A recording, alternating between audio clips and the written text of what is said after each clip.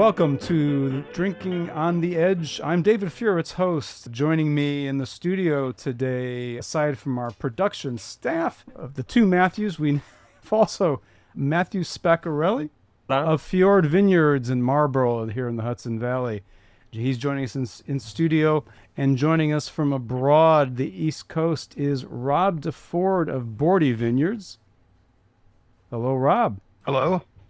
Good to be here. Thank you. And also from New Jersey, in the Cape May area, is Todd Wuerker. Welcome, Todd. Hey, guys. How are you doing this evening?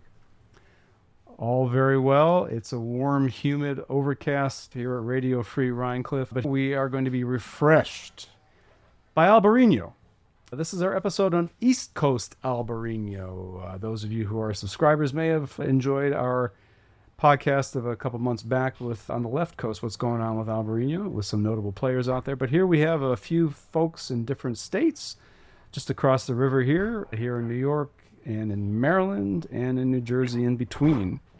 So Albariño, as some of you may know, is a grape grown and originating from the northwest of Spain in the Galicia region, making a name for itself as an eminently affordable, pleasurable, sometimes dynamic, sometimes just easygoing, white wine of light to medium bodied character, dry invariably, though it has occasionally, it's mostly unoaked in its demonstrations, but sometimes it will show its way to some clay jars, amphora. It can show itself in sparkling in different forms, or it can be aged for a long time. That's a rare occurrence, but here, we'll find out what the guys here on the East Coast are doing. Gentlemen, why don't you share with our listening audience what and why Albariño in all the wines that you grow and vinify and sell? I'll go first. Yeah, Albariño, we planted our first block in 2013. Here in the Hudson Valley, it's a pretty marginal environment that we're growing vinifera in. We have really hot, humid summers, which make canopy management difficult, but we also have really cold winters down into the -7, 8. This block has seen -14 before, back in 2014, I believe.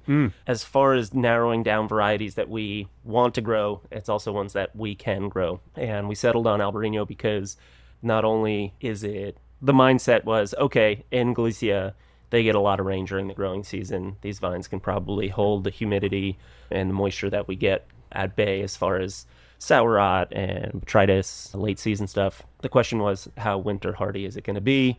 Because there's not too many examples of people growing Albariño in really cold climates.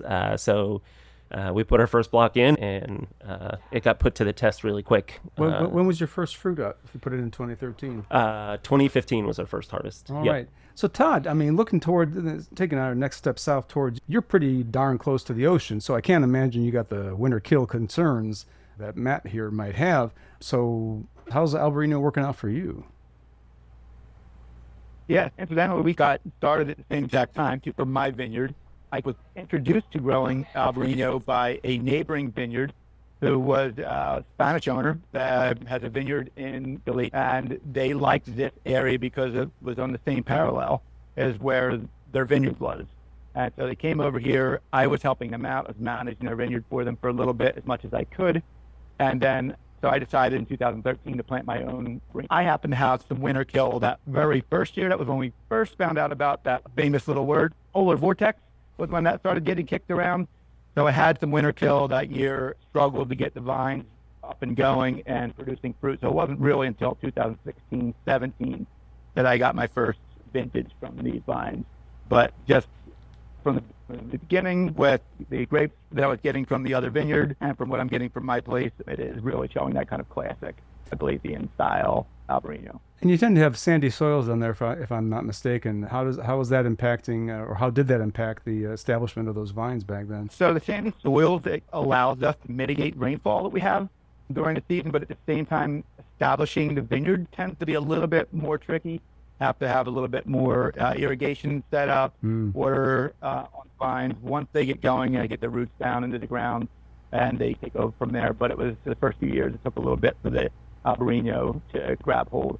I've planted another section of it. I've liked it enough that I planted another block of Albariño, and same thing. It's taken years for them to start to bear fruit well. So you toughed it out. Good on you for doing that. And Rob, what's your take on Albariño? You've got a long history there at Boordy. all sorts of great wines and grapes. When did you start working with Albariño, and what motivated you to do that? Interestingly, roughly the same time these two gentlemen did. Planted it in 2013, and our story is that we have two vineyards that are 80 miles apart, and they're very different. And the western vineyard is the one we chose for Albariño. It had 4 acres of really lousy, bony soil. And we were working with Lucy Morton, the viticulturalist, who I think is terrific. And we were consulting with her, but we're really tipped the scales. Our assistant winemaker and now our head winemaker comes from Spain. And he, similar to the experience we just heard, he said this climate's a lot like where Albariño thrives. And a couple of things really make me believe it's the right variety for this, for at least the mid-Atlantic. It's thick-skinned, loose-clustered. It is fairly cold tolerant.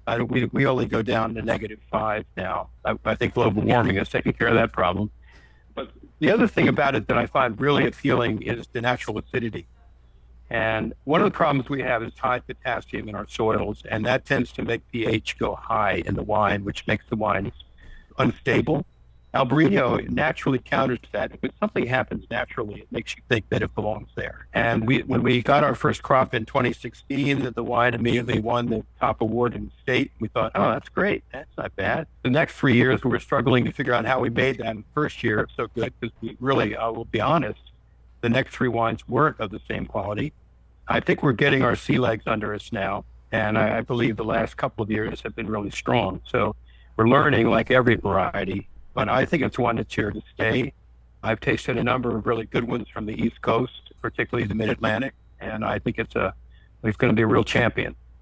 Let everybody know that this was not planned. I had no idea that you all planted Albariño for the first time in 2003. This makes it a much more interesting interview to detail out how you've all progressed with it. And I'm curious as to why it was. I got a little bit of that from Todd because he had a neighbor who had some experience with it. And of course, from Rob, who was winemaker there, is Spanish, maybe had an affinity for it or knowledge of it pre to his time. Were you trying to, like so many vintners do around the world, they look at the Burgundy model, chasing Pinot Noir as the holy grail for wine? Was the success of Spanish Albariño, Rías Baixas wines, motivating you to pursue that and think, well, we're just across the Atlantic from them. Why can't we do it here too? Was that a motivating factor, or was that am I just trying to pull things out of the air? I wouldn't say it was necessarily a motivating factor. Again, I think that where we are in the Hudson Valley versus you folks who are a little bit more coastal and southern, we have a smaller toolbox to work with variety-wise. But as Rob was saying, the natural acidity stuff, we deal with really high pHs here, which, cool climate, you don't necessarily think high pHs, but that was just like another nail in the coffin to, hey, we're going to plant more of these and expand the vineyard. As far as, do you think we can make wines in the style of Rías Baixas? Probably not, just because we're so different. Certainly every location, every terroir, every climate imbues its own expression onto the wines, as does the vintner making them. Todd, Rob, what are your thoughts about that? So for me, it was really trying to come up with something that was a little bit more interesting and compelling than Pinot Grigio, because that your environment where I'm at, very close to the beach here, really that seafood, that fish-driven, oysters, crabs. We wanted something that was going to be a better alternative than Pinot Grigio. And so our first vintage was in 2010, and we really saw that compatibility with the food and that just a better expression of wine.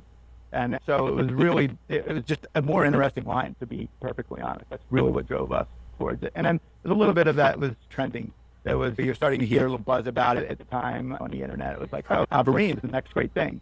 So I wanted to get ahead of it a little bit. And where we're at is there's nothing setting what we have to do here. We have to work with our oyster here. There's nobody who's done it before us.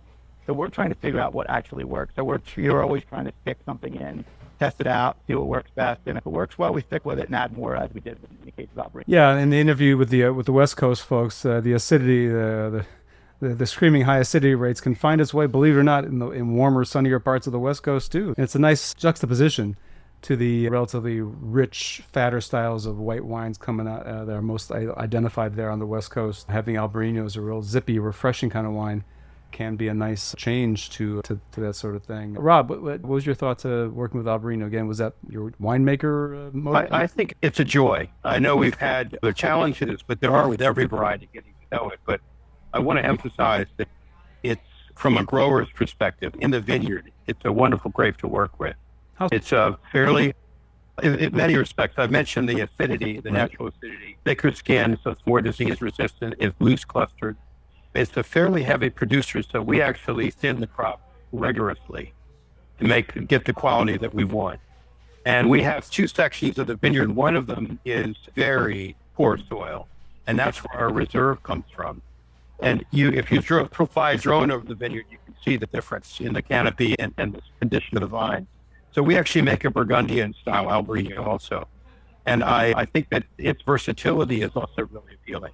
In the long run, the holy grail in winemaking, I think, is to find varieties that work with you and belong in your region. And that's how you look at what's going on in the Pacific Northwest. They're really concentrating on a few varieties, particularly in Oregon. I think the Mid-Atlantic benefits from that. We actually have a lot of choice here, but that can be a distraction. And we're guilty. We make lots of different kinds of wines because we're still what I consider experimental. But when you really hit on something like Cabernet Franc or Albariño, you feel like you really have a friend in the vineyard, and that's the right place to start. You're not fighting nature. Your Cabernet Francs are acclaimed for a good long time, and for good reason. That's to be sure there. Yeah, Greg Jones had mentioned in the previous Albariño podcast, of course, he had mentioned that he finds that, yes, Albariño is a good yielder, but that it has, I forget exactly what he said, but you probably have clearer ideas, gents, being the viticulturist that you are. It has 3 stages. It grows a bit more elongated rather than out, more so than a lot of grape styles.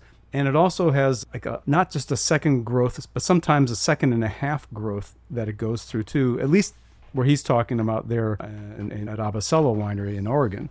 I don't know if you experienced that likewise here as well, in terms of how Albariño grows for you. Just you mean like secondary clusters? Yes, exactly. Thank you. Yes. No, we have not experienced that. We do have a variety that does that, and I'm familiar with the problem, but not so far with Albariño. Okay. It's a relatively easy grape to manage. Some are very difficult and require a lot of care.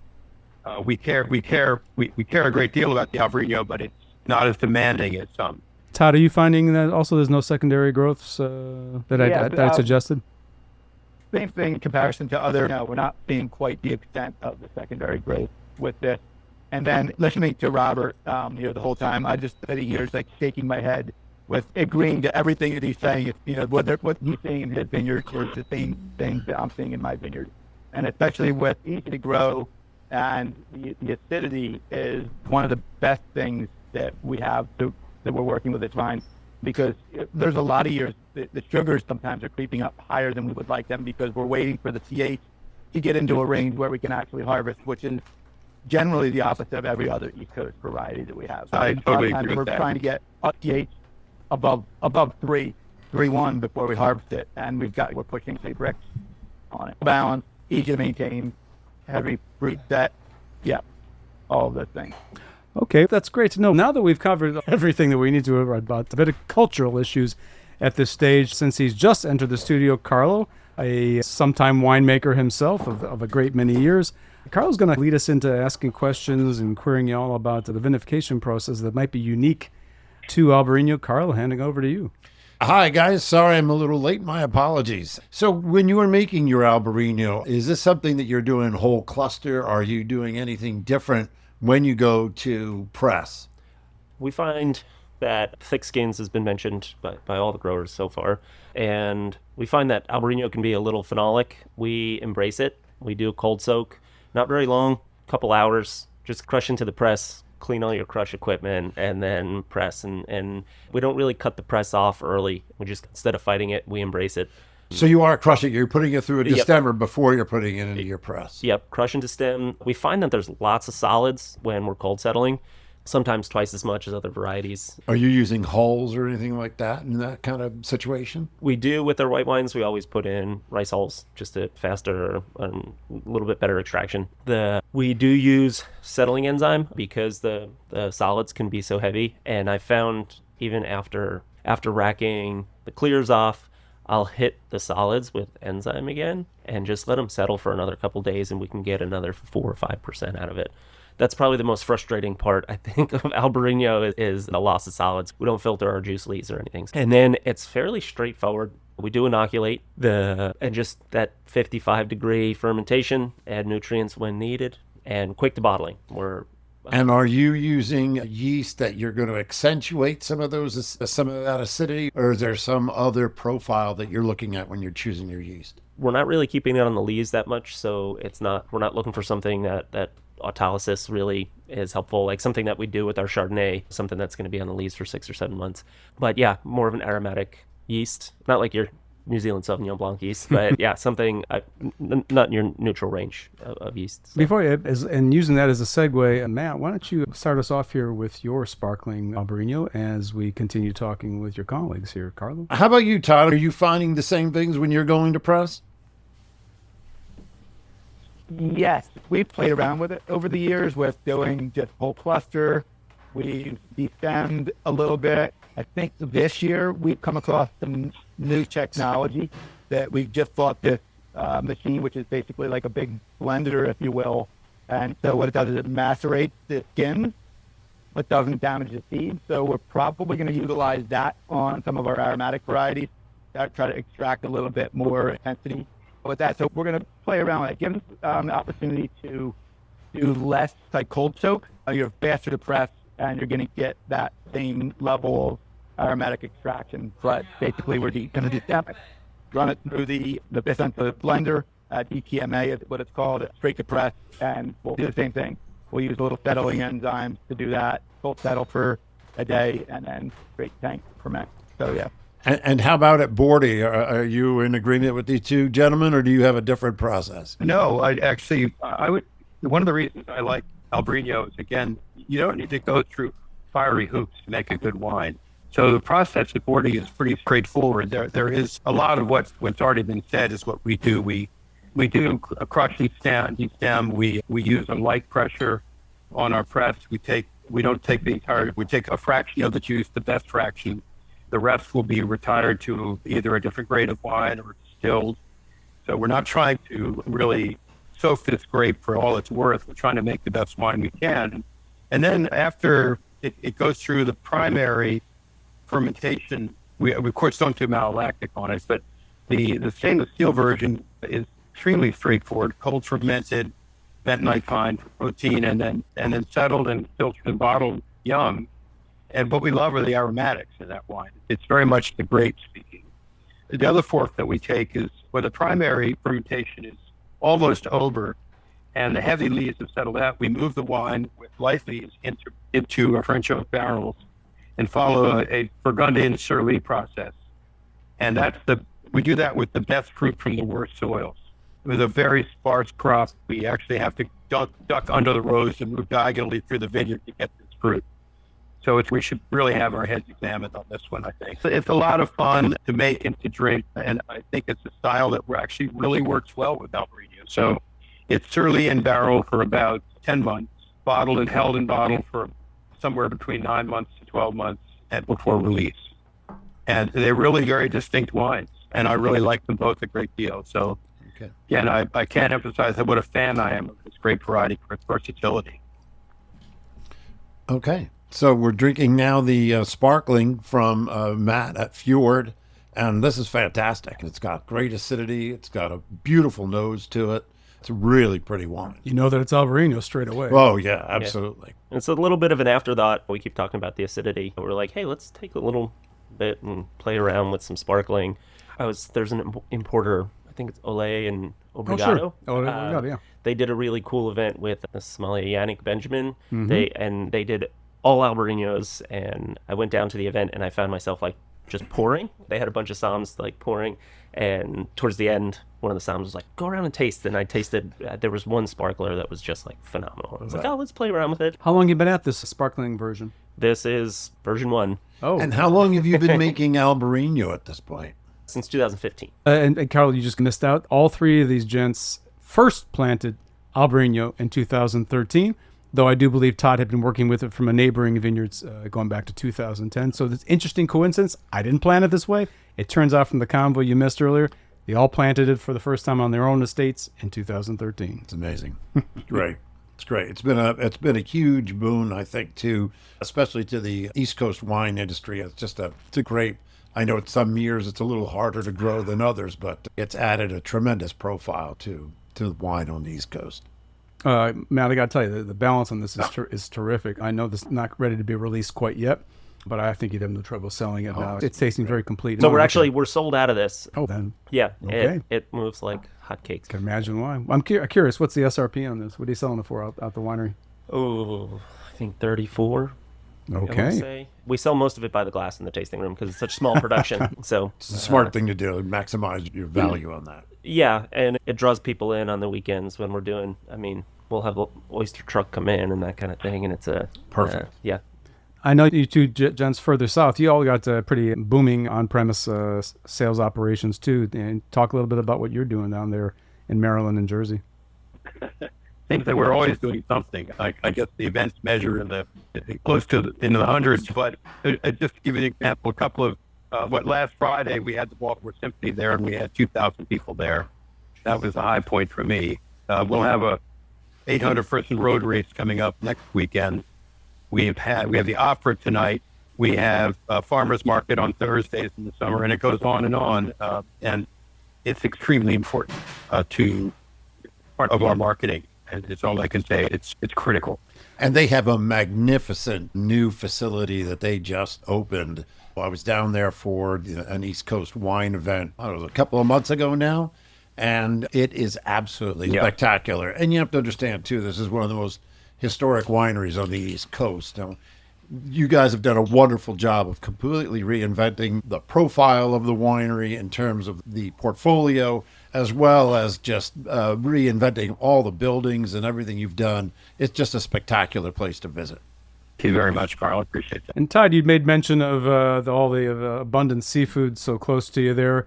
I presume you do some seafood-oriented events there at Hawkins. We had done more events in the past leading up to COVID and then changing business models around, trying to figure out how to handle the onslaught of customers that we had to deal with from 21 through 22, beginning of 23. We cut out most of our events that we were doing there, any wine pairing dinners and things, because it was just a lot to handle with everybody that was already coming to the site. To our site, and we generally at Hawkhaven we are more wine tasting, more wine like drinking, appreciating the wine than doing the event. But we want to focus on that. We go a little bit against the grain with what most of the other wineries in the area are doing, because we want to really highlight the wines as much as possible. I know we can do that with the wine pairing dinners and things, but for the most part, we've shied away from events. We will be doing a 5K for a fundraiser in September. We are going to do a seafood-oriented wine pairing dinner sometime in the end of August here. I think we got that scheduled for the 18th or something like that. Well, we've there are a few things coming up, and then we have there's a local schooner, old tall massive schooner that's a nonprofit organization, and we hire that out. We'll take 40 guests out with us, and we'll pour wine and pass hors d'oeuvres, and that's one of my favorite experiences that we have here at the winery. I'd rather just go and enjoy it than actually work it. But we've no food here right now, but I have opened your Albariño, the 2023 that you kindly sent us. How was the vintage for you for Albariño and in wines in general there at Hawkhaven? I'm sure most of the other guys here will concur here that we varying vintages is part of what East Coast winemaking is all about, and it's about understanding that, how to work with it, and balance that out in the winery. So this vintage in 2023, we started out really dry, which I've started to think that is almost more critical than ending dry in the vineyard, which we all used to think, okay, as long as our harvest is dry, that's the most important thing. I think like this year we had it again, so it's almost 3 straight months of no measurable rainfall until we got into July and we started getting some rainfall, and I think it baked the cake a little bit with the grapes. So like we saw that in 23, there was the inverse of that in 22, where it was wet initially, in 22 just dried out totally at the end. But I think it was maybe a little bit wet for us here in that 22 spring. But I think that this wine, we're seeing some nice intensity. You get that grass nectarine notes in this mango, and there's some spice notes that come through in this. Yeah, I'm right with you. I'm finding this to be a little bit richer than I would have expected, knowing your wines and knowing your location. And it's not a bad thing. It's just a different thing. I'm liking it. It's not, as we say, the first thing you'd expect in many Albariños would be the acidity. It's there, but it's not foot forward. You're right, that the panoply of aromatics that you're describing are certainly there in the wine. It's a little bit different. Is this comparable to previous vintages, or is this kind of an outlier? It's a little bit more of an outlier for it, where there's a little bit more richness and roundness to it. Generally, we are, again, I don't want to say fighting the acidity, but waiting for that acidity to come in check. And this one, the acid was a little bit lower, pH was a little bit higher. So it fills out the wine just a little bit more. Now, so I think that this is more outlier than our traditional vintages. You've made a pet nat as well in the... Oh, I'm so sorry. I apologize. I didn't mean to overstep you. I apologize. You've made a pet nat in the past with your Albariño. Are you going to continue that, or are you just going to continue with your straight-up Albariño? So we did make a pet nat in the past, and I liked the wine. I enjoyed it quite a bit. But the way that we go about our winemaking, I put a lot of effort into making the pet nat, and we've segued more into a little bit more traditional sparkling wines. There's also a little bit of Charmat style, and we had just way too many SKUs, so we were trying to cut something out with the pet nat. So it's just really hard to execute properly without trying to avoid gushing and things of that nature. So we will be getting back to a sparkling Albariño. I don't think we're going to do it this year, probably next year as our production ramps up a little bit, because I really do like the way that the carbonation, the acidity is going to ramp up to that flavor profile. I think it works really well on our site here, Hawkeye. We can do some bubbles with the Albariño. Rob, back to you. Carlo has just poured the screw capped of the two Albariños of yours he's brought. Can you walk us through this one a little bit? So I assume that's the 23, right, Carlo? Yes, it is. Yes, 23 for us was a really interesting vintage. It was an excellent vintage for just about every variety. It was extraordinary. One of the defining characteristics was we had to wait for the pH to come up, which is unusual. Usually we're harvesting before the pH goes through the roof. This year we had to wait, so the sugars got quite high. I think the Albariño was probably harvested 23-ish, 23 and a half, meaning the alcohol in that wine might be pushing 13. But it's got very strong aromatic. It's a very clean wine. I fell in love with this wine when I was down there. I guess it was about two and a half months ago, and it's just a tremendous wine. And this is halfway between, I think, Matt's version and Todd's version. There's that lovely acidity, but there's also some really big fruit here. I'm getting grapefruit and passion fruit and all that, and then the acidity comes in pretty strong. But as everything slips away, as the aromatic slips back into the palate, there's this line, the horizontal line going across my mouth that screams of minerality, and then the acidity is really rushing in, and the finish, now that it's been at least 30 seconds, 40 seconds since I swallowed it, is and I'm still feeling the wine in my mouth after all this time. Yeah, I was truly impressed with this. The second I think it makes it such a good food wine, and particularly seafood, as has been mentioned earlier, because of that duration on your palate. And also, it's not a shrinking violet. It can stand up to the stronger dishes. And so it's really fascinating to taste all three of your different wines here today and see how they compare and contrast. Again, the acidity is what one expects, but there's a lot of fruit flavor here that's really going on. So I think, as Rob was saying too, we keep referencing seafood and everything like that, but Albariño too, and this wine specifically, how aromatic it can be. It holds up to like those spicy dishes the way like Gewürz would, or Riesling with a little bit of RS. Oh, like China, I've had this. I've made it at home. Chinese lemon chicken with star anise on it. It goes beautifully with that as well. Dinner time. I'm getting hungry. Well, excuse us while we scramble for a corkscrew here. It seems that we came unprepared for a cork finished bottle that Rob brought. Yeah, usually we have one just laying around, but it seems to have walked away. Over on a wine show. This is great. It really is ironic, isn't it? That's the kind of thing I might do. Matty Rosenberg was scrambling for a corkscrew. Usually has one at the ready here. Meanwhile, we can move on quite easily back to the second Fjord wine that Matt has brought us. Vintage-wise, 2023, if you Google Fjord Vineyards, Frost, wine enthusiasts, you'll see some pictures of our Albariño vineyard, which got fried. It was May 18th. And it Oh, was yeah. very site-specific frost grow, everything except for our Rieslings on hillside. And I would say that morning you could drop a feather and it would hit your toes. The wind wasn't moving at all. So we have a west-facing block, which was planted in 2013, and then our 2020 planting is a east-facing block, and it's a little bit higher up on the hill. And we had zero damage. They're probably 300, 400 meters apart from each other. But it bounced back. Harvest was a little wet last year, but not big rains, just frequent rains, and the vines shut down by then already. Well, I got to commend you just from the smell of this. My gosh, this is unmistakably Albariño. It's so big on the nose right now. Yeah. It is, and just going back to these, we keep talking acidity and pH and aromatics. It's a variety that I think we can let hang so it's fully aromatically mature without the sour rot, without the botrytis setting in, and just waiting for that balance of acidity and pH to where we want it. With certain varieties, once the birds get in there, even when you have nets, they get in there. Yeah. Once they get in, they start pecking, and then that's Is just this? I was going to say, with a lot of higher acidity grapes, you usually get a little less pressure. Do you find that's true with Albariño or no? I wouldn't say it's less pressure. They still go after it. Botrytis and sour rot does not spread from berry to berry the way that it just infects a whole cluster. And then once the cluster's there and your inoculum is there, it's spreading from cluster to cluster. Where the birds peck, shrivels up, dries up, and it's disheartening nice to go out in the vineyard and nice, see, but rather than just ruining the entire cluster. it doesn't make you, what's the term, trigger happy during harvest. And do you guys feel that same way? Do you have that same experience in Maryland or New Jersey? We're in a migratory flyway, so we see probably more birds than anybody else Oh, that yeah. has a vineyard in the world. And I'm not really seeing a lot of attention to the Albariño in the vineyard. I go Tempranillo, and the birds are trying to eat that stuff before it even hits veraison. So we've already netted our Tempranillo, and Albariño, I might not even put nets on it.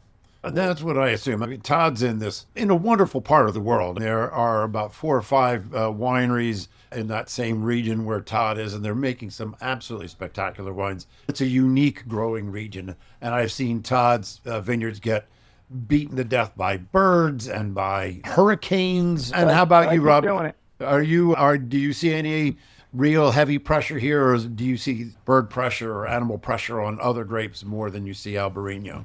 It seems lighter, actually. The smaller red varieties, physically smaller berries, Cab Sauv, for example, they seem to prefer those. Albariño has not been a major problem, but everybody loves grapes. And it just seems like you just have to go into this business protecting them with your wallet and your life. Nets, 8-foot fences, and the gamut of other devices, too numerous to name. But Albariño is not high on the list. I won't say if we didn't net it, we probably wouldn't have a crop, but it with nets, it's fine. I'm sure all of you are selling most of your Albariño out of the tasting room or to your wine club members. For those of you who are distributing both within the state and maybe outside the state, how's been the reception from restaurateurs, bar folk with Albariño? We have a small handful of wholesale accounts, but yeah, ours is almost all direct to consumer. Just right now, we only have 2 acres of it planted. Perhaps when we expand more, our distributor there's demand for it, as just we don't. Don't make enough of it to satisfy that kind of demand. How about you, Rob? We've had a foot in both markets. That's the winery that I started with back in 1980 when I got it from Phil Wagner, and I haven't known any other. We do play in the wholesale market, and we do obviously direct. We're about 50-50. But Albariño has a future in the market, in my opinion. People are intrigued by it. Oh, sure. I can imagine, especially in Baltimore. I presume that you got at least some traction with some of the oyster bars and seafood restaurants there in Baltimore. You would think. We certainly try, and we do get in with some, but restaurants, we have a long way to go. I don't know about the other gentlemen on this call, but I would say that the reception for East Coast wines still has a long way to go. Ooh, and I'm going to say we do well. We're in over 600 accounts, retail and restaurants, but it is interesting for me to see restaurants that are touting local cuisine that seem to stop at the wine list. That's an old story in New York. Jobs. It took a long time for the organizations and the producers in New York State to get the folks in Manhattan to pay attention to New York wines. It's come a long way, but it hasn't gone far enough. So I'm in agreement with you there. It's really a pity. Todd, how are you finding your Albariño sold, even just locally there in Cape May, at some of your local restaurant purveyors? Yeah, I'm kind of same as Matt here. I only have about 2 acres of Albariño currently. And so we don't do a whole lot of wholesale. Most of our wines sell from the tasting room with general foot traffic on a day-to-day business basis. And for our Albariño, we release that July 1st, and it'll probably be sold out in 2 or 3 weeks at this point. So at the end of August. So there's really no need for us to put that into the market whatsoever. As the vineyard starts to produce a little bit more, maybe from a marketing standpoint, try to get it out there. I know there's some demand for it from that perspective, but it's not something we have any interest in at the moment. No, I can understand. Profit margins are better selling out direct from yourself, and it's more fun as well when you can face the people who are drinking and buying your wines rather than going through a third party and all that. No, I get you for that. And Rob, though, for a vineyard as venerable as Boordy is, it's a pity that folks there in Maryland aren't as loyal to their native growers of vines and wines as they are to the food side of things. And that's always riled me too in different places I've lived in Texas previous to my moving to the Hudson Valley. People are happy, enthusiastic, and willing to drop money on foods that are produced locally and conscientiously and organically, but they're less inclined to do so when it comes to the fine wines. A profit without honor in their own home. I was just saying that it's one thing if you have to compromise a little bit of quality to shop local, but these wines that we're tasting right now are top notch. It's not like, all right, we'll support our neighbor down the road and buy a couple bottles. These are all wonderful examples of Albariño, so it's not a compromise for the customer at all. I think, one of the things that I look at is I mentioned Cabernet Franc earlier and Albariño, same classes. Are these wines that would hold their own anywhere? And I think they do. I think that you could serve them anywhere in the world, and you could surprise people with the quality of these wines. We've got the right grape, we're growing it the right way, we're making it the right way. It belongs here. And I think it's just going to take time, David, for some of the more resistant people to catch up. I think there's a really bright future, frankly, for this region. And when I say region, I hold Mid-Atlantic. I'm with you, Rob. Just by way of comparison, because y'all are happening after the Left Coast Albariño episode that Carlo and I did, it is worth mentioning that there's diversity amongst the Albariños that are produced on the West Coast. There's diversity here we're discovering, and I would have to say that, yes, there's a whole lot more warmth and sunshine on the West Coast, as we all know, and to be fair, a lot less issues with humidity for various reasons. I have spent my career explaining to people why this is a good region to grow wines.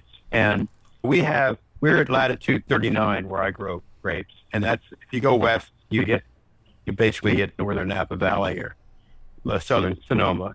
So we're at the same latitude. The angle of the sun is the same. The degree days are comparable to St. Helena. What's different is that we have hazy skies and we get water out of the sky. And actually, if I were to be scared of something, it would be running out of water. We're not going to have that problem. And the other thing is that we have hazy skies, which means the entire grape can ripen slowly. I've tasted wines from the West Coast where the sugars are off the charts, but the rest of the grape is still unripe. And we don't have that. A well-grown grape in the East ripens completely. It ripens slowly and completely. We're a lot more like Bordeaux than we are like the West Coast of the United States. And I think we have a viticulturally and enologically a very bright future in the Mid-Atlantic. That reason. Rob, why don't you walk us through this second wine of yours that Carlo just opened? This is the 20 dry bench reserve from Catoctin. So Catoctin is it's an AVA. It was one of I think it might have been the first one in Maryland, actually. And it is as I mentioned earlier, a very rocky, bony soil. And we go to the worst part of the vineyard, which if you fly a drone over it, you can see those parts, those veins of bad soil. So we literally go diagonally across our rows and pick these grapes and vitify them separately. We put them in barrels with the light lees after the primary is mostly complete.